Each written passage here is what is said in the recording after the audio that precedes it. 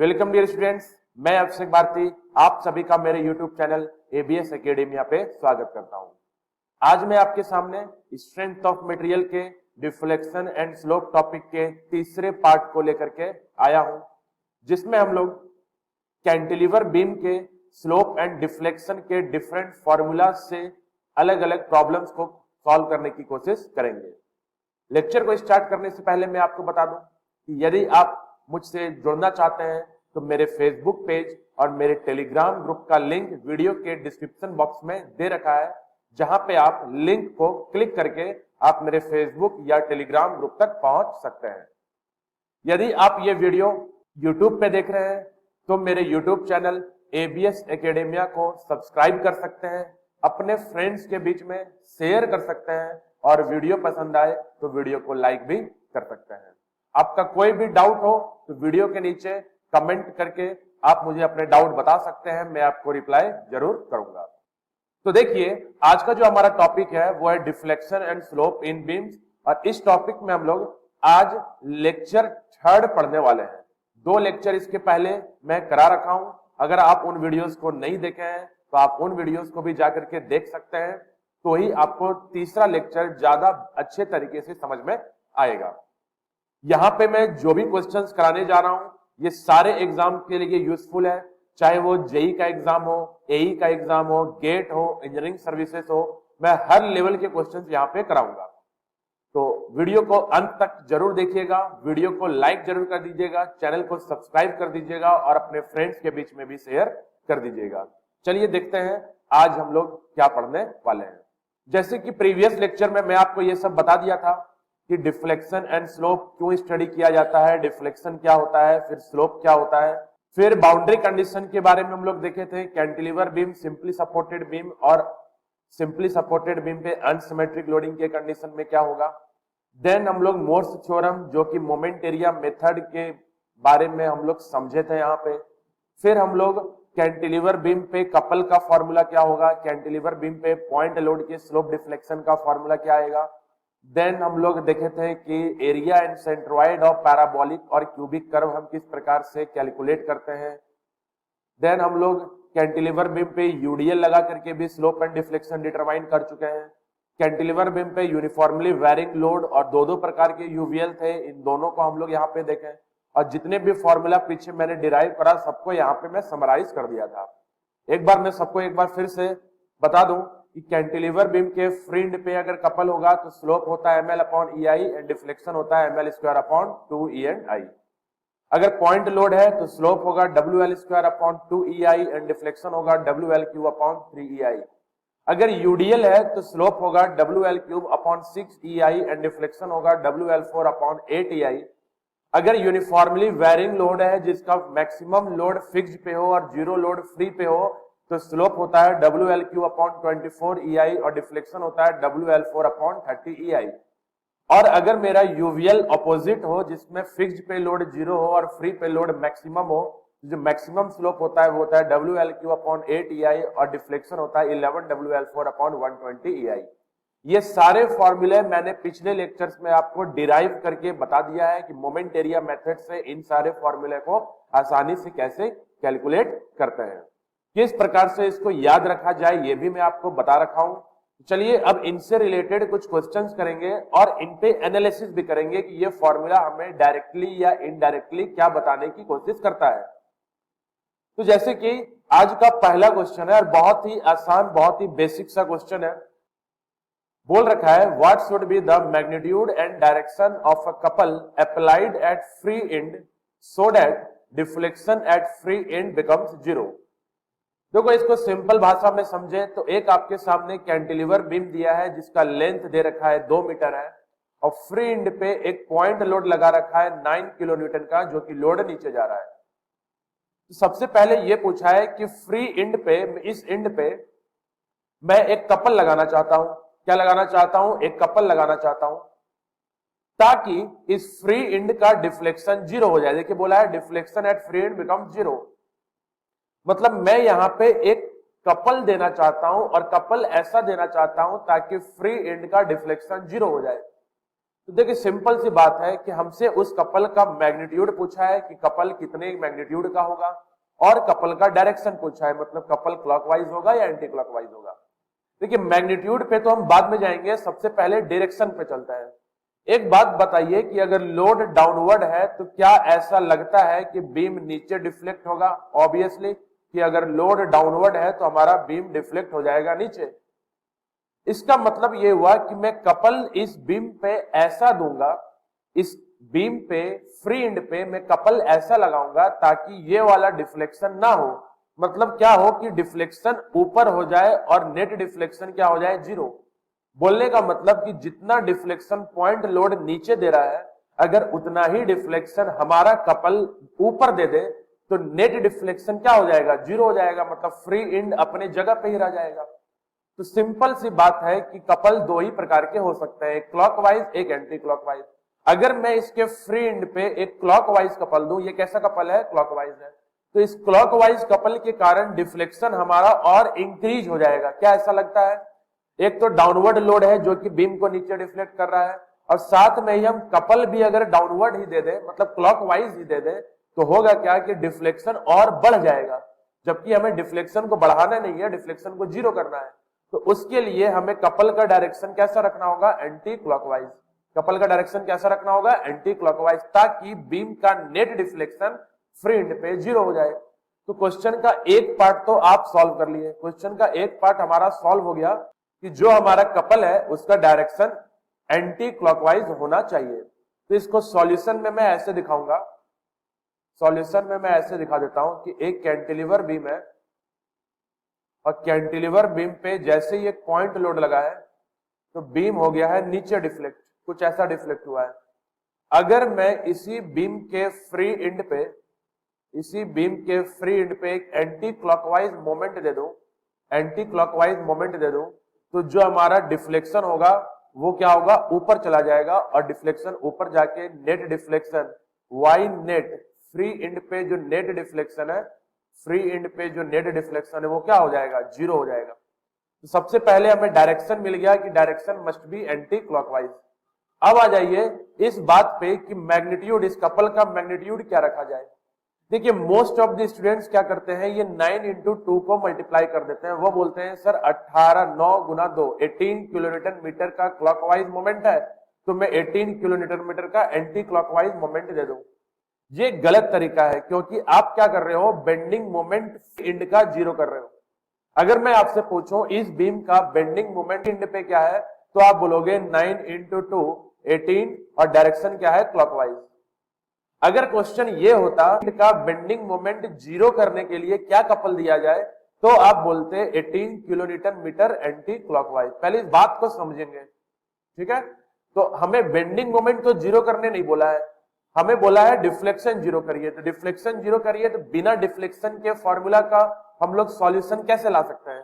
तो डिफ्लेक्शन का फॉर्मूला को यूज तो करना ही पड़ेगा। तो ये बताइए कि पॉइंट लोड के कारण फ्री एंड पे डिफ्लेक्शन क्या होता है? तो आपको मालूम है पॉइंट लोड के कारण फ्री एंड का डिफ्लेक्शन होता है WL³ अपॉन 3E&I, 3E&I। और कपल के कारण, पॉइंट कपल अगर है फ्री एंड पे, तो फ्री एंड का डिफ्लेक्शन क्या होगा? तो कपल के कारण फ्री एंड का डिफ्लेक्शन होता था ml² अपॉन 2E&I। अब मैं ये बोलूंगा कि जितना डिफ्लेक्शन पॉइंट लोड नीचे दिया है, उतना ही डिफ्लेक्शन हमारा कपल अगर ऊपर दे दे तो नेट डिफ्लेक्शन फ्री एंड का जीरो हो जाएगा। तो कुछ नहीं करना है, बस दोनों फॉर्मूला को आपको इक्वेट करना है। जैसे ही इस फॉर्मूला को इक्वेट करेंगे, EI से EI कैंसिल हो गया, L² से L³ कैंसिल हो गया, और एक L इधर बच गया। तो मैं इसको ऐसा बोल सकता हूं कि जो M है, जो M है वो क्या हो जाएगा? वो हो जाएगा आपका 2WL/3। देख लीजिए 2WL/3। मैं कैंसिल करके दिखा देता हूं। ये EI से EI कैंसिल हो गया, ये स्क्वायर से ये क्यूब कैंसिल हो गया, ये पूरा लेंथ खत्म हो गया, इधर एक लेंथ बच गया आपका। तो M क्या होगा? तो 2 इधर चला जाएगा, तो 2WL/3। अब बस वैल्यूज को पुट कर दीजिए कि 2 है और लोड कितना है? 9 किलोन्यूटन। तो 9 इंटू 2 18, और लेंथ कितना है? 2। तो इसको ऐसे लिख सकते हैं 2 इंटू 9 इंटू 2 डिवाइडेड बाई 3। अब 3 से 9 चला जाएगा 3 बार में, 3 गुना 2 6, 6 गुना 2 12, मतलब मेरे कपल है वो कपल का मैग्नीट्यूड आना चाहिए 12 किलो न्यूटन मीटर। और डायरेक्शन कैसा है, तो डायरेक्शन है एंटी क्लॉकवाइज। तो this is the solution of this question. इस प्रॉब्लम का ये सॉल्यूशन होगा। आई होप यहां तक आपको समझ में आ गया होगा। तो अगर ऐसा कभी भी क्वेश्चन पूछा जाए, अब ध्यान रखना है कि फ्री एंड का डिफ्लेक्शन अगर वो 0 करवाना चाहता है, तो जिस लोड का डिफ्लेक्शन दिया है वो लिख लेंगे उसका फॉर्मूला, और जो लोड ला करके डिफ्लेक्शन 0 करना है उसका डिफ्लेक्शन का फॉर्मूला लिखेंगे और दोनों को इक्वेट कर देंगे। अब ये डायरेक्शन निकालने का कोई फॉर्मूला नहीं है जी, क्लॉकवाइज होगा या एंटी क्लॉकवाइज होगा, इसका कोई फॉर्मूला नहीं होता है। ये आपके थिंकिंग पे कि आप कितना सोच सकते हो इस पे डिपेंड करेगा। ठीक है, तो चलिए अगर इतना समझ में आ गया तो चलते हैं अगले क्वेश्चन पर। अब देखिए इस क्वेश्चन में बोला है what should be the magnitude and direction of a point load applied at free and so that deflection at free and becomes 0। अगर फ्री एंड का डिफ्लेक्शन मुझे 0 करना है तो पॉइंट लोड का मैग्नीट्यूड और पॉइंट लोड का डायरेक्शन क्या होगा। अब बीम पे लोड कैसा है, यूडीएल। सिंपल सी बात है कि अगर बीम पे लोड यूडीएल है और लोड नीचे है तो डिफ्लेक्शन इस बीम का नीचे होगा। तो मुझे पॉइंट लोड ऐसा देना होगा ताकि पॉइंट लोड का डिफ्लेक्शन ऊपर हो और ताकि बीम का नेट डिफ्लेक्शन 0 हो। तो मतलब मैं बोल सकता हूं कि जो हमारा लोड है वो फ्री एंड पे अपवर्ड होना चाहिए। इतनी बात समझ गए। एक तो डायरेक्शन, मैं बोला डायरेक्शन तो आप सोचोगे, सोचने से ही आंसर आ जाएगा। यूडीएल डिफ्लेक्ट नीचे करेगा, पॉइंट लोड डिफ्लेक्शन ऊपर देगा, तो ही जाके नेट डिफ्लेक्शन फ्री एंड पे क्या होगा, 0। तो ये अब आ गया कि लोड ऊपर होना चाहिए। तो लोड ऊपर होना कितना चाहिए, मैग्नीट्यूड क्या होना चाहिए। तो अब क्या करें कि यूडीएल का डिफ्लेक्शन का फॉर्मूला लिखिए। यूडीएल का डिफ्लेक्शन का फॉर्मूला फ्री एंड पे, क्योंकि फ्री एंड की बात है तो फ्री एंड का फॉर्मूला लिखेंगे। तो फॉर्मूला होता था WL4/8EI। अब पॉइंट लोड का डिफ्लेक्शन फॉर्मूला लिखिए। तो पॉइंट लोड का डिफ्लेक्शन फॉर्मूला होता है WL3/3EI। अब यहां से फिर से वही बात है, देखिए EI से EI कैंसिल हो जाएगा, L3 से L4 कैंसिल हो जाएगा, एक L बचेगा। तो जो हमारा पॉइंट लोड W है वो आएगा आपका 3WL divided by 8। 3WL divided by 8। अब वैल्यूज को पुट कर दीजिए। तो 3 इंटू W है आपका 10, लेंथ है 2 डिवाइडेड बाई 8। इसको सॉल्व करेंगे तो आंसर आ जाएगा जो कि होगा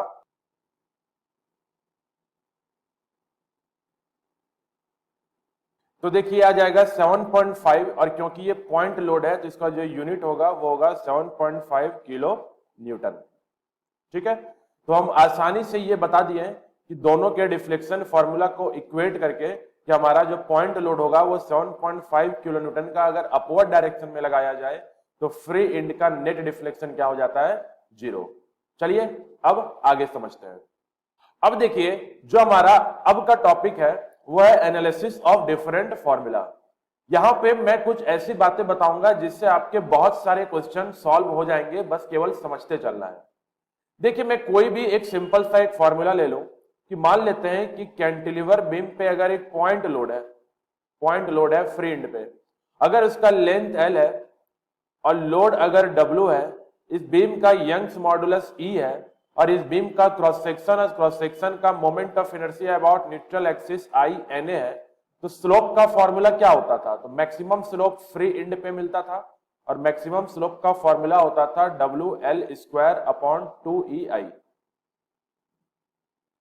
और जो डिफ्लेक्शन का फॉर्मूला होता था फ्री एंड पे मैक्सिमम डिफ्लेक्शन, वो फॉर्मूला होता था WL3/3E&I। अब क्वेश्चन आपसे कैसे पूछा जाएगा, मैं चलिए पहले डिफ्लेक्शन का एग्जांपल लेके चलता हूं। देखिए ये जो डिफ्लेक्शन है वो डिफ्लेक्शन आपको दिख रहा होगा कि डिफ्लेक्शन डायरेक्टली प्रोपोर्शनल है पॉइंट लोड के, डिफ्लेक्शन डायरेक्टली प्रोपोर्शनल है L³ के, और डिफ्लेक्शन इनवर्सली प्रोपोर्शनल है 1/EI के। डिफ्लेक्शन इनवर्सली प्रोपोर्शनल है 1/EI के। तो कुछ क्वेश्चंस ऐसे ही बन जाते हैं, जैसे अगर बोल दे कि किसी बीम पे पॉइंट लोड को डबल कर दिया जाए तो डिफ्लेक्शन क्या होगा। तो पॉइंट लोड को जैसे ही डबल करेंगे, मतलब पॉइंट लोड अगर डबल होगा तो डिफ्लेक्शन भी डबल हो जाएगा, क्योंकि deflection is directly proportional two point load. अगर क्वेश्चन पूछे if length is doubled, length को डबल कर दिया जाए तो क्या होगा। अब लेंथ को डबल कर दिया जाए तो L की जगह हम 2L का क्यूब करेंगे क्योंकि लेंथ डबल हो गया है। तो लेंथ को जैसे 12 क्यूब करेंगे तो मेरा जो आंसर आएगा वो 8L क्यूब आ जाएगा। मतलब जो डिफ्लेक्शन है it will increase by 8 times. Deflection क्या हो जाएगा, 8 टाइम बढ़ जाएगा। ऐसे ही मान लीजिए ये स्लोप में पूछे कि लेंथ को डबल करने से स्लोप पे क्या इफेक्ट होता है, तो जो स्लोप होता है वो लेंथ के स्क्वायर के प्रोपोर्शनल है। तो लेंथ का स्क्वायर मतलब 12 का स्क्वायर, 12 का स्क्वायर मतलब 4 टाइम्स, तो स्लोप कितना आ गया, 4 टाइम्स आ गया। तो करना यह है कि जो भी आपको फॉर्मूला है ना, उस फॉर्मूला को ध्यान से देखना है, क्योंकि मैं हर बार अलग अलग फॉर्मूला डिराइव थोड़ी ना करूंगा। मुझे ये बेसिक फॉर्मूला मालूम होना चाहिए। अब लोड को डबल करे या हाफ करे, लोड को 3 गुना करे या 1/3 करे, आप इस फॉर्मूला में उसी के अनुसार चेंजेस करते रहिए। जो कॉन्स्टेंट्स हैं, जैसे लोड डबल किया है तो मुझे लेंथ 2EI लिखने की जरूरत नहीं है, मैं केवल deflection directly proportional to load देख लूंगा। लोड डबल किया है डिफ्लेक्शन डबल, लोड ट्रिपल किया है डिफ्लेक्शन ट्रिपल, लोड 1/3 किया है डिफ्लेक्शन 1/3। उसी प्रकार से मान लीजिए बोल रहा है लेंथ डबल है, तो लेंथ डबल है तो मैं पूरा फॉर्मूला क्यों लिखूं, मुझे सिर्फ ये देखना है कि डिफ्लेक्शन लेंथ क्यूब के डायरेक्टली प्रोपोर्शनल है। अब लेंथ क्यूब, लेंथ डबल किया है तो 12 का क्यूब, ट्रिपल किया है तो 3L का क्यूब, 4 टाइम किया है तो 4L का क्यूब, ऐसे ही लेंथ हाफ करा है तो 1/L/2 का क्यूब, 1/3 किया है तो L/3 का क्यूब। तो इस प्रकार से हम केवल लोड और लेंथ को देखेंगे, क्योंकि ऊपर तो केवल दो ही चीजें होती है, दो ही टर्म्स हैं ऊपर, चाहे वो स्लोप हो या डिफ्लेक्शन हो, लोड होता है और लेंथ होता है। ठीक है, अब स्लोप है तो लेंथ स्क्वायर, डिफ्लेक्शन है तो लेंथ क्यूब। अब देखिए, अगर अब यही प्रॉब्लम कपल का होगा, तो कपल में जो स्लोप होता था वो क्या होता था, ml/EI, ml/EI, और कपल के कारण डिफ्लेक्शन जो होता था वो ml²/2EI होता था। तो अगर कपल डबल करेगा तो स्लोप भी डबल होगा, डिफ्लेक्शन भी डबल होगा, क्योंकि slope and deflection directly proportional to moment है। तो कपल डिफरेंट तो आपका स्लोप एंड डिफ्लेक्शन डिफरेंट। लेकिन अगर लेंथ डबल कर दे तो स्लोप क्या होगा, स्लोप तो डायरेक्टली प्रोपोर्शनल लेंथ क्या है, तो क्योंकि लेंथ डबल है तो स्लोप डबल।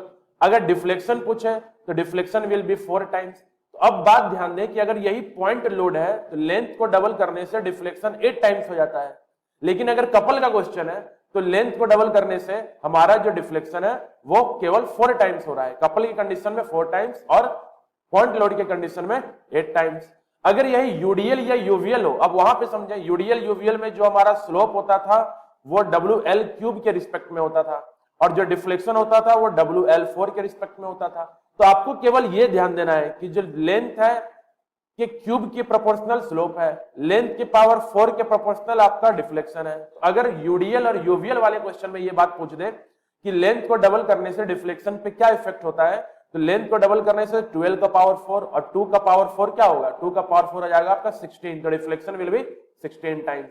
तो मिला जुला के बात इतना है कि आप इस फॉर्मूला को केवल देखिए और ये देखिए कि वो लोड के कैसा प्रोपोर्शनल है, लेंथ के कैसे प्रोपोर्शनल है। अगर स्क्वायर है तो स्क्वायर का आंसर देंगे, क्यूब है तो क्यूब का आंसर देंगे, प्रोपोर्शनल 4 है तो 4 का आंसर देंगे, अगर सिर्फ लेंथ स्क्वायर के प्रोपोर्शनल है तो लेंथ स्क्वायर का आंसर देंगे। तो इस प्रकार से हम बहुत सारे क्वेश्चंस को, अब मैं हर क्वेश्चन को बार बार लिखने की जरूरत तो है नहीं, तो मैं आपको एक आइडिया दे दिया कि ऐसे क्वेश्चंस को हम सॉल्व कर सकते हैं। अगर लोड और लेंथ को चेंज कर रहा है तो स्लोप और डिफ्लेक्शन पे क्या इफेक्ट आएगा।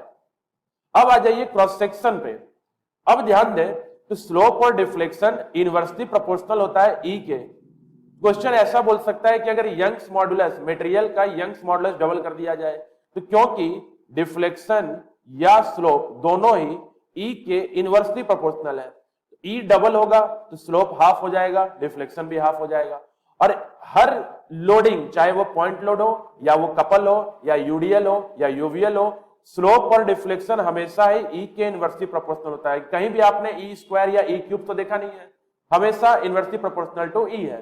तो ई को डबल करेगा तो सबका आंसर हाफ हो जाएगा, ई को हाफ कर दिया जाए तो सबका आंसर डबल हो जाएगा। अगर बोले किसी मटेरियल का यंग्स मॉडुलस हाफ कर दिया जाए तो ई की जगह हम E/2 रखेंगे तो ये 2 चला जाएगा ऊपर, तो आपका डिफ्लेक्शन और स्लोप हो जाएगा 2 टाइम्स। तो इस प्रकार से हम लोड को, लेंथ को और यंग्स मॉडुलस को देख के आंसर कर सकते हैं। कोई भी लोड हो, चाहे वो कपल हो, पॉइंट लोड हो, यूडीएल हो या यूवीएल हो, या क्वेश्चन स्लोप का हो या डिफ्लेक्शन का हो, ये सारे यंग्स मॉडुलस और मोमेंट ऑफ इनर्शिया के इनवर्सली प्रोपोर्शनल होते हैं, मतलब INA के इनवर्सली प्रोपोर्शनल होते हैं। अब INA क्या होता है, अलग अलग सेक्शंस का INA डिफरेंट होता है। जैसे अगर सर्कुलर बीम है, अगर क्वेश्चन में मेंशन कर दे कि बीम सर्कुलर है, तो जो इसका INA होगा ना जो आई एन ए होगा वो आपका पाई बाई 64d4 होगा। मतलब आई हो गया आपका डायरेक्टली प्रोपोर्शनल टू डी का पावर 4। अगर यही स्क्वायर सेक्शन है तो जो आई होता है वो होता है डायरेक्टली प्रोपोर्शनल टू ए का पावर 4 साइड का पावर 4। इसका फॉर्मूला ए का पावर 4/12 होता है। अगर रेक्टेंगुलर सेक्शन है जिसमें दो सेक्शंस होते हैं बी और दो साइड्स होते हैं बी और डी, तो जो आई एन ए होता है, जो आई एन ए होता है वो प्रोपोर्शनल होता है बीडी क्यूब के। किसकी प्रोपोर्शनल होता है? बीडी क्यूब बाई 12 के, बीडी क्यूब बाई 12 के। अगर रेक्टेंगुलर सेक्शन बोला है तो रेक्टेंगुलर सेक्शन में दो साइड होते हैं, एक विड्थ होता है एक डेप्थ होता है। तो जो आई एन ए होता है रेक्टेंगुलर सेक्शन का होता है बीडी क्यूब बाई 12। मतलब मैं बोल सकता हूं कि जो आई एन ए है वो डायरेक्टली प्रोपोर्शनल है बीडी क्यूब के। अब ध्यान दें कि अगर विड्थ को डबल करेगा तो आई एन ए डबल हो जाएगा। अब अगर आई एन ए डबल होगा तो स्लोप और डिफ्लेक्शन हाफ हो जाएगा, क्योंकि ये इनवर्सली प्रोपोर्शनल है आई के। अगर डी को डबल करने बोल रहा है, डेप्थ को डबल करने बोल रहा है, तो डेप्थ को डबल करेंगे तो 2 का क्यूब, तो आई एन ए हो जाएगा 8 टाइम्स। अगर आई एन ए होगा 8 टाइम्स तो स्लोप और डिफ्लेक्शन होगा 1/8 टाइम्स। तो मैं सिर्फ आपको यह समझाना चाह रहा हूं कि अगर इस प्रकार के कोई भी क्वेश्चन पूछा जाए, इस प्रकार से कोई भी क्वेश्चन पूछा जाए, चाहे वो लोड को चेंज कर रहा हो या लेंथ को चेंज कर रहा हो या यंग्स मॉडुलस को चेंज कर रहा हो या आई को चेंज कर रहा हो, क्वेश्चन में कभी डायरेक्टली आई चेंज नहीं करेगा। क्वेश्चन में या तो उसके डायमीटर को डबल या हाफ करेगा, या उसके विड्थ एंड डेप्थ को चेंज करेगा, या उसके स्क्वायर साइड है तो साइड ए को चेंज करेगा। तो आपको सबका आईएनए का बेसिक फॉर्मूला मालूम होना चाहिए, उसके अकॉर्डिंग हम किसी भी क्वेश्चन को कर सकते हैं। आई होप यहां तक आपको सब कुछ समझ में आया होगा। तो यहां पे ये समझाने वाली बात है, ये मैं आपको अभी सिर्फ बेसिक आइडिया दे दिया हूं।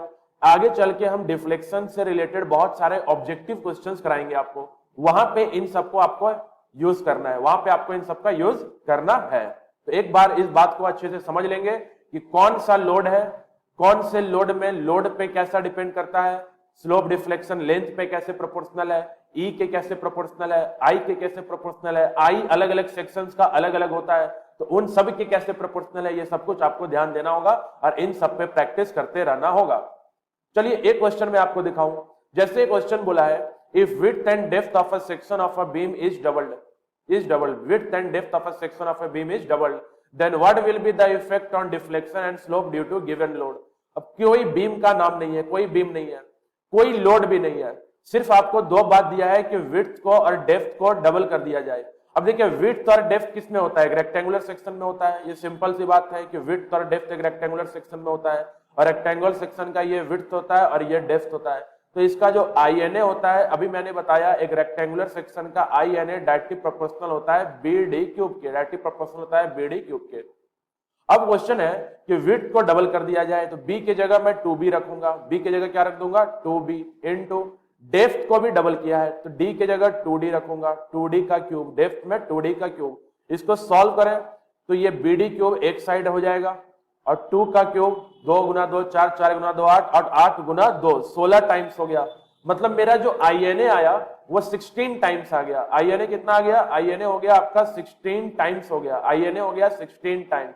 अब क्या पूछा है? डिफ्लेक्शन पे क्या इफेक्ट पड़ेगा। तो आपको मालूम है कि किसी भी बीम का किसी भी लोड में जो डिफ्लेक्शन होता है वो आई के इनवर्सली प्रोपोर्शनल होता है, क्योंकि हमेशा नीचे ई आई ही रहता है ना। तो वाई जो है डिफ्लेक्शन है आई के इनवर्सली प्रोपोर्शनल है। अब क्योंकि आई 16 टाइम हो गया तो डिफ्लेक्शन के इनवर्सली प्रोपोर्शनल 16 टाइम लिख लीजिए। तो हम बोल सकते हैं जो डिफ्लेक्शन है वो 1/16 टाइम्स हो जाएगा। जो डिफ्लेक्शन पे इफेक्ट क्या होगा? तो डिफ्लेक्शन विल बी 1/16 टाइम्स। अब कितना आसान है, कोई हम फॉर्मूला नहीं लिखेंगे। क्यों फॉर्मूला लिखना? बस हमको ये ध्यान देना है कि आई एन ए बी और डी पे कैसे डिपेंड करता है।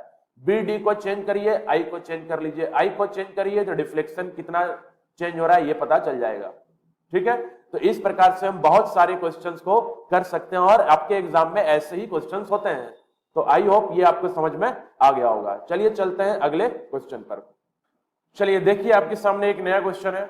एक कैंटिलीवर बीम है जिसका टोटल लेंथ L है और इसके मिड पे एक डाउनवर्ड पॉइंट लोड लगा हुआ है W, जो कि L/2 डिस्टेंस और L/2 डिस्टेंस पे है दोनों साइड से।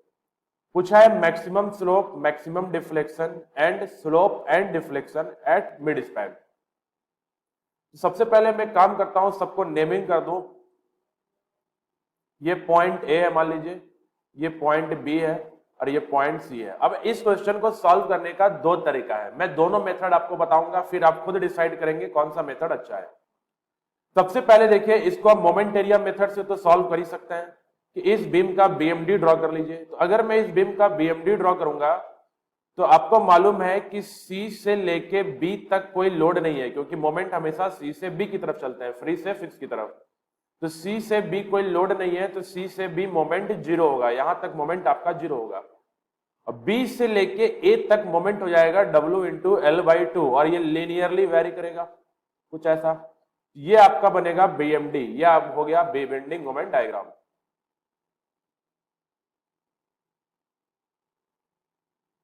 और यहां पे जो मोमेंट है वो है आपका W इंटू L/2। ये पॉइंट ए है, ये पॉइंट बी है और ये पॉइंट आपका सी है। सबसे पहले चलिए देखिए, मान ली पूछा है मैक्सिमम स्लोप, तो आपको मालूम है मैक्सिमम स्लोप सी पे मिलता है, फ्री एंड पे। तो थीटा सी माइनस थीटा ए कर लेंगे, थीटा सी माइनस थीटा ए, क्योंकि ए फिक्स्ड एंड है तो ए का स्लोप जीरो होगा, तो थीटा सी जो होगा वही थीटा मैक्स होगा। अब थीटा मैक्स होगा तो वो क्या होता था, तो 1/EI तो लिखते ही थे पहले, और जो बीएमडी का एरिया होता था। अब बताइए इस बीएमडी का एरिया अगर मैं लिखूं, क्योंकि इधर तो कोई एरिया नहीं है ना, बी से सी में कोई एरिया नहीं है, तो बी टू ए एरिया लिखेंगे तो क्या होगा, half into base into height. तो हाफ इंटू बेस, बेस क्या है लेंथ बाई 2, ये बेस रहा, ये यहां से यहां तक L/2 इंटू हाइट, हाइट कितना है WL/2, WL/2। इसको सॉल्व कर लेंगे तो आपका आ जाएगा WL², ऊपर हो गया WL² और नीचे हो गया 2, 2 गुना 2 4, 4 गुना 2 8, 8EI। ये आ गया आपका स्लोप सी पे, जो कि होता है मैक्सिमम स्लोप, हो गया स्लोप सी। अगर मुझसे बी का स्लोप पूछा है, मिड का स्लोप पूछा है, तो एक बात बताइए, मिड का स्लोप भी तो यही होगा ना, क्योंकि अगर मैं बी का स्लोप चाहिए तो theta B minus theta A लिखूंगा, क्योंकि ए का स्लोप जीरो है। तो theta B will be equal to, theta B लिखेंगे इक्वल टू, आप एरिया तो यही लिखोगे ना, कोई नया एरिया थोड़ी ना ला रहे हैं हम। सी से लेके ए तक जाएं तो एरिया यही है, या बी से ए तक जाएं तो एरिया यही है। मतलब जो मैक्सिमम स्लोप आपको सी पे मिला है, यही स्लोप आपका बी पे भी होगा, और सेम स्लोप को हम बोलेंगे it is the maximum slope. अब क्योंकि लोड नीचे है, बीम नीचे डिफ्लेक्ट होगा तो एंगल मिलेगा क्लॉकवाइज, तो ये जो स्लोप मिलेगा वो कैसा मिलेगा, क्लॉकवाइज। तो थीटा मैक्स भी मिल गया हमें और थीटा एट मिड भी मिल गया, दोनों मिल गया। अब आ जाइए डिफ्लेक्शन पे। डिफ्लेक्शन अगर मुझे मैक्सिमम पूछा है तो मैक्सिमम डिफ्लेक्शन कहां पे होता है, सी पे। तो डिफ्लेक्शन लिखूंगा मैं YC माइनस YA।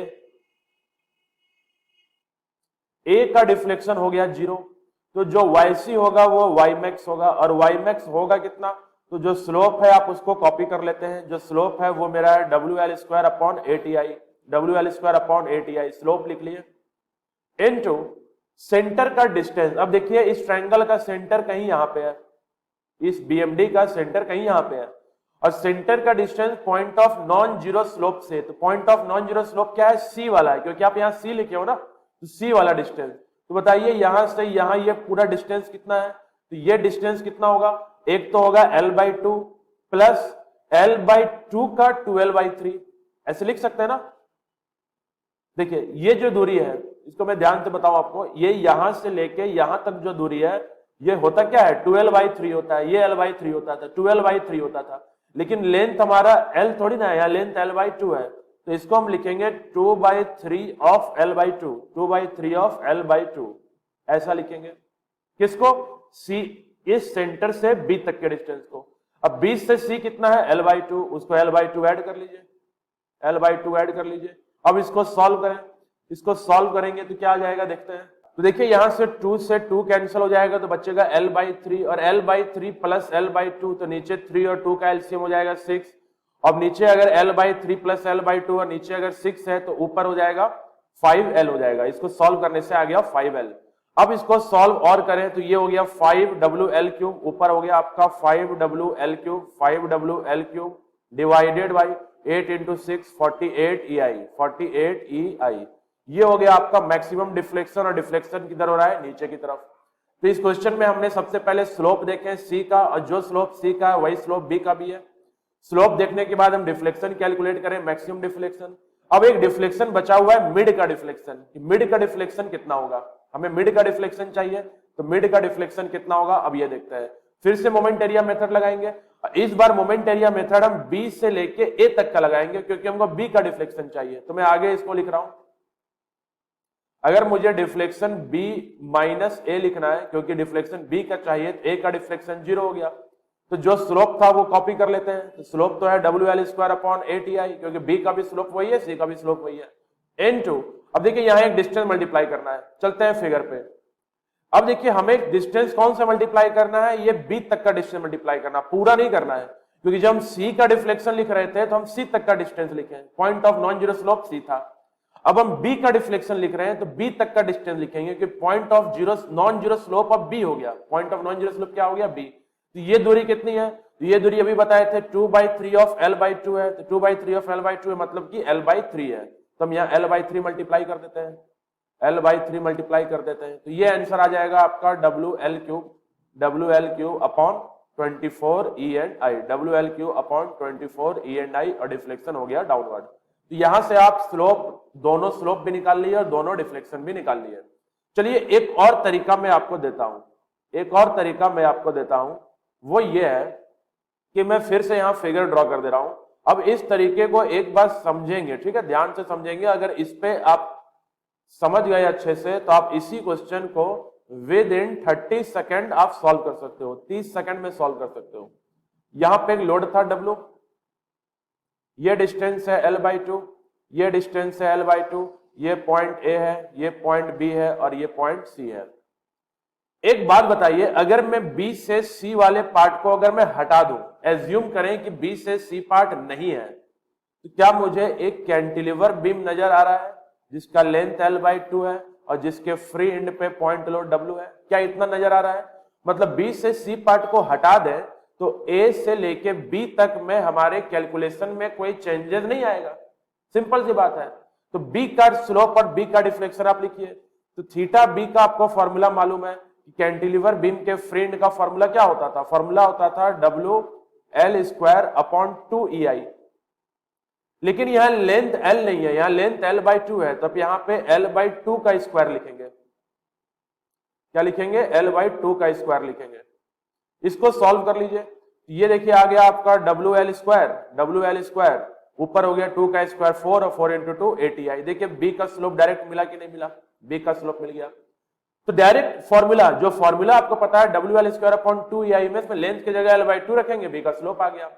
अब ये आपके दिमाग में सेट कर लीजिए इस बात को कि B से C अगर कोई लोड ना हो, मतलब B से C अगर बेंडिंग मोमेंट 0 होता है, B to C अगर मोमेंट 0 होता है, तो जो भी स्लोप B का होता है वही स्लोप C का भी होता है, तो सेम स्लोप C का भी है और यही स्लोप मैक्सिमम है। तो विद इन अ सेकेंड आप डायरेक्ट फॉर्मूला लगाए और B और C का स्लोप आपको मिल गया। अब आ जाइए डिफ्लेक्शन पे, मुझे B का डिफ्लेक्शन चाहिए, मान लेते हैं हमें B का डिफ्लेक्शन चाहिए, तो B का डिफ्लेक्शन वही, B का फॉर्मूला फ्री एंड का डिफ्लेक्शन क्या होता था, WL³ अपॉन 3EI। अब L की जगह L/2 रखें, तो W × L/2 का क्यूब, W × L/2 का क्यूब अपॉन नीचे आ गया 3EI। इसको सॉल्व कर लीजिए, इसको सॉल्व करेंगे तो ऊपर हो जाएगा WL³, ऊपर हो जाएगा WL³ डिवाइडेड बाई 2 का क्यूब 8 और 8 × 3 24 EI। तो देखिए B का डिफ्लेक्शन हो गया WL³ अपॉन 24 EI। देखिए यही डिफ्लेक्शन यहां आया कि नहीं, यहां देखिए ऊपर इसी को मोमेंट एरिया मेथड से B का डिफ्लेक्शन लाए थे ना ये, तो सेम डिफ्लेक्शन ये भी आ गया WL³ अपॉन 24 EI। जो आपको मेहनत करना है वो मेहनत करना होगा C डिफ्लेक्शन पे, मेहनत कुछ नहीं है, बस एक बार समझेंगे, जो मुझे समझाना है वो C पे समझाऊंगा मैं। B का स्लोप, C का स्लोप, B का डिफ्लेक्शन, डायरेक्ट अगर मुझे डिफ्लेक्शन एट फ्री एंड पता है, स्लोप एट फ्री एंड पता है, तो बस लेंथ को लेंथ/2 से रिप्लेस करके मैं आसानी से स्लोप डिफ्लेक्शन लिख सकता हूं। अब देखिए C का अगर डिफ्लेक्शन लिखना है तो मैं क्या करूंगा, चलिए इस फिगर को फिर से ड्रॉ कर लेते हैं, जो ये फिगर था ना इसको फिर से ड्रॉ कर लेते हैं। यहां पे लोड W था, ये लेंथ L/2 था और ये लेंथ L/2 था। एक बात बताइए, अगर ये बीम डिफ्लेक्ट होगा तो बीम डिफ्लेक्ट कैसा होगा मालूम है? A से लेके B तक, यहां तक बीम मुड़ बेंड होकर डिफ्लेक्ट होगा, ऐसा बेंड होगा फिर डिफ्लेक्ट होगा, क्योंकि वहां बेंडिंग मोमेंट है, बेंडिंग मोमेंट बीम को बेंड करा देगा, अब बीम को बेंड कराने के बाद ऐसा डिफ्लेक्ट होगा। और जो बी टू सी है वो सीधा डिफ्लेक्ट होगा, क्योंकि बी टू सी में कोई मोमेंट नहीं है, और क्योंकि बी टू सी में कोई मोमेंट नहीं है तो B to C beam bend नहीं होगा, बीम डिफ्लेक्ट होगा, बट वो बिल्कुल सीधा रह जाएगा, ये लीनियर स्ट्रेट रह जाएगा। यही कारण है कि जो बी का एंगल मिला था आपको, बी पे जो स्लोप मिला था वही स्लोप सी का भी है, क्योंकि एक स्ट्रेट लाइन है, और स्ट्रेट लाइन का एंगल आप कहीं पे भी लिखो, यहां पे लिखो या यहां लिखो या यहां लिखो या यहां लिखो, हर जगह एंगल क्या रहेगा, सेम रहेगा। अगर एक लाइन से एक स्ट्रेट लाइन का एंगल पूछूं तो एंगल यहां पे लिखो या यहां पे लिखो, एंगल विल बी सेम। यही रीजन है कि बी और सी का स्लोप इक्वल हो जाता है। ठीक है, अब मुझे क्या चाहिए, सी का डिफ्लेक्शन चाहिए। एक बात बताइए, आपको ये पूरा डिस्टेंस चाहिए ना, यहां से यहां तक पूरा डिस्टेंस चाहिए, इसको मैं इधर इंक्रीज करा देता हूं, इसको मैं इधर इंक्रीज करा देता हूं। तो एक बात बताओ कि अभी आपने जस्ट पहले ये बी का डिफ्लेक्शन कैलकुलेट किया कि नहीं किया? तो बी का डिफ्लेक्शन मतलब इतना डिफ्लेक्शन तो कैलकुलेट कर चुके हैं, और ये डिफ्लेक्शन आया था WL3/24 EI। चेक कर लेते हैं एक बार, ये डिफ्लेक्शन आया था कितना, WL3/24 EI। देखिए बी का डिफ्लेक्शन आया था WL3/24 E&I, तो ये बी WL3/24 मतलब मुझे ये एक्स्ट्रा एक्स डिफ्लेक्शन चाहिए, ताकि जो सी का डिफ्लेक्शन होगा ना, जो सी का डिफ्लेक्शन होगा वो बी का डिफ्लेक्शन प्लस ये एक्स हो जाएगा। अब बी का डिफ्लेक्शन आपको मालूम है, it is WL3/24 EI, WL3/24 EI plus हमें बस एक्स जानना है, एक्स है कितना। अब आपको मैथ्स पता है, मैथ्स हमें ये बोलता है कि अगर ये कोई एंगल है, ये अगर एंगल आपको मालूम है, तो जो टेन थीटा होता है वो होता है perpendicular upon base, tan theta perpendicular upon base, मतलब ये हो गया परपेंडिकुलर और ये हो गया आपका बेस। तो टेन थीटा जो होगा वो परपेंडिकुलर अपॉन बेस, मतलब मैं इसको ऐसा लिख सकता हूं, वाई बी को वाई बी रहने देते हैं, एक्स को मैं क्या लिखूंगा, तो एक्स को मैं लिखूंगा जो टेन थीटा, क्योंकि एंगल बहुत छोटा है मतलब थीटा मुझे लिखना है, थीटा कहां का, ये बी का, बी लिखो या सी लिखो फर्क नहीं पड़ता है, ये थीटा बी है, थीटा बी इनटू, अब इसको मैं साइड में दिखा दूं, टेन थीटा होता है perpendicular upon base. What is perpendicular, perpendicular is x, and what is the base, base is L/2, x by L/2। तो एक्स जो है वो थीटा बी इंटू L/2 होगा, एक्स जो होगा वो थीटा बी इंटू L/2 होगा। थीटा बी आपको मालूम ही है, थीटा बी अभी सॉल्व किए थे, थीटा बी आया था WL²/8EI, WL²/8EI। तो एक्स के जगह हम लिख देंगे WL²/8EI इनटू जो लेंथ है, लेंथ कितना है, आधा है, लेंथ आधा है। अब इसको सॉल्व कर लीजिए, अब मैं इसको हटा दे रहा हूं, ये मैं हटा दे रहा हूं, आप नोट्स बना लेना इसका। अब इसको हटा दीजिए, इसको सॉल्व कर लीजिए। तो देखिए ये जो x है वो थीटा बी इंटू L/2 है, मुझे थीटा भी मालूम है, ये L/2 है, ये L/2 मालूम है, इसको सॉल्व करेंगे तो WL3/24 जो b का डिफ्लेक्शन है, x की जगह हम स्लोप और लेंथ के हाफ से मल्टीप्लाई कर देंगे, मतलब b और c के डिस्टेंस से मल्टीप्लाई करेंगे, तो ये हो जाएगा WL3/16EI। अब इसको आगे सॉल्व करें, 24 और 16 का एलसीएम हो जाएगा 48EI, और ऊपर होगा 24 से 48 दो बार में और 16 से 48 तीन बार में, तो 5WL3 ऊपर आ गया, 5WL3। और ये आपको डिफ्लेक्शन मिला कहां का, C का, जो कि डाउनवर्ड डिफ्लेक्शन है। यही डिफ्लेक्शन देखिए C का पहले भी हम लोग सॉल्व करे थे, यहां पे C का डिफ्लेक्शन सॉल्व करे थे 5WL3/48 E&I।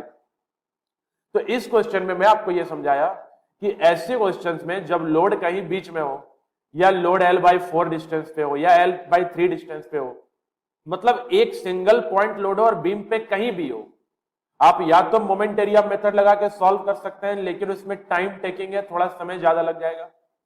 दूसरा तरीका ये आपको बताया कि आप B का स्लोप लिख लीजिए, क्योंकि स्लोप का फॉर्मूला फ्री एंड वाला आपको मालूम है, बस लेंथ को चेंज करना है, जो ए से डिस्टेंस है वो लेंथ रख देते हैं। अब जो B का स्लोप होता है सेम स्लोप C का होता है, क्योंकि B टू C मोमेंट होता नहीं है, मोमेंट होता नहीं है तो बीम बेंड नहीं होता है, तो बीम स्ट्रेट रहता है, तो B और C का स्लोप सेम आ जाएगा। एक सिंगल फॉर्मूला जो आपको मालूम है उसी से आपको स्लोप निकल गया दोनों जगह का। अब अगर जहां पे भी लोड है, मान लीजिए मिड पे लोड है, तो आपको फ्री एंड का डिफ्लेक्शन फॉर्मूला मालूम है, बस लेंथ को चेंज करना है। तो अगर B का डिफ्लेक्शन पूछा है तो A से B का डिस्टेंस L/2, आप L/2 रखे, B का डिफ्लेक्शन आ गया। बस बात इतनी है कि मुझे C के डिफ्लेक्शन में मेहनत करना होगा। C का डिफ्लेक्शन क्या होता है, अब ये आप ध्यान रख लो कि जो C का ये टोटल डिफ्लेक्शन होता है वो B का डिफ्लेक्शन तो होता ही है, इतना तो रहेगा ही, प्लस B का जो स्लोप है वो, और B से C का डिस्टेंस है वो, इससे आप फाइनल डिफ्लेक्शन निकाल सकते हैं।